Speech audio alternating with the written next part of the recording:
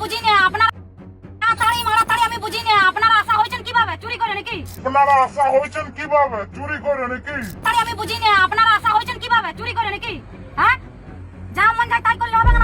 ইনি হচ্ছেন বিজেপির বিধায়িকা। প্রকাশ্য রাস্তায় ইনি গাড়ির ভেতর থেকে আরেকজন আশাকর্মীকে বলছেন যে আপনি চুরি করে চাকরিটা পেয়েছেন, যে একজনের কাজ করার ধরন হয়তো অন্যরকম হয়েছে, হয়তো যেভাবে কাজটা করা উচিত ছিল সে সেইভাবে করেনি, তাই বলে এটা নয় যে আপনি তাকে চোর হিসেবে দাগিয়ে দেবেন।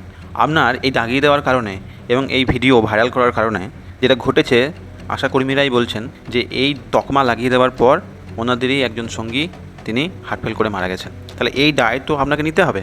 সমস্ত কর্মচারীদেরই কাজের সময় কোনো না কোনো ভুল ত্রুটি হতেই পারে। এলাকার একজন অভিভাবক হওয়ার সুবাদে আপনার তার সঙ্গে ভালো করে কথা বলাটা উচিত ছিল।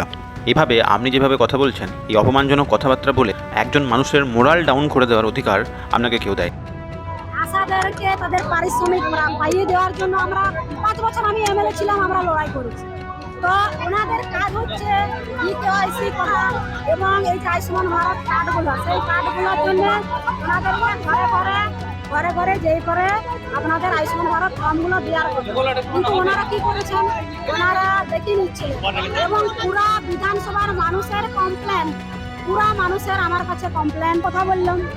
ওনারা ডেকেছিলেন যে আপনি কেন ভিডিওটা ভাইরাল করেছেন, তো ওনারা ভিডিওটা কেন ভাইরাল করেছেন, তো সেই জন্য আমি এলাম যে আপনি ঘরে কেন করছিলেন, এই জন্যই আমি ভিডিও ভাইরাল করেছি, যাতে করে আর কেউ এরকম যেন না করে। ব্যাস। আপনার কথা শুনে যতটুকু বোঝা যাচ্ছে যে এই আশাকর্মী নিজের কাজ কিন্তু করছিলেন, হয়তো কোনো সমস্যার কারণে উনি লোকের বাড়িতে গিয়ে কাজটা করতে পারেননি, উনি নিজের বাড়িতে ডেকে নিয়ে কাজটা করছিলেন, কিন্তু উনি কাজটা করছিলেন। যখন ওনার বিরুদ্ধে বাড়িতে ডেকে এনে কাজ করানোর অভিযোগ উঠছে, আপনি ওকে ডাইরেক্ট বলতে পারতেন যে এইভাবে কাজ করানো যাবে না, আপনি লোকের বাড়িতে গিয়েই কাজটা করুন।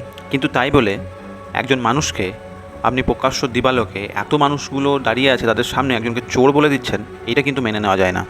ক্ষমতায় আসার পর ক্ষমতার দম্ভ না দেখিয়ে মানুষের সঙ্গে ভদ্র সভ্য আচরণ করাই একজন আদর্শ মানুষের নৈতিক কর্তব্য বলে মনে হয়। আপনি সেই দায়িত্ব পালন করতে কিন্তু ব্যর্থ হয়েছেন।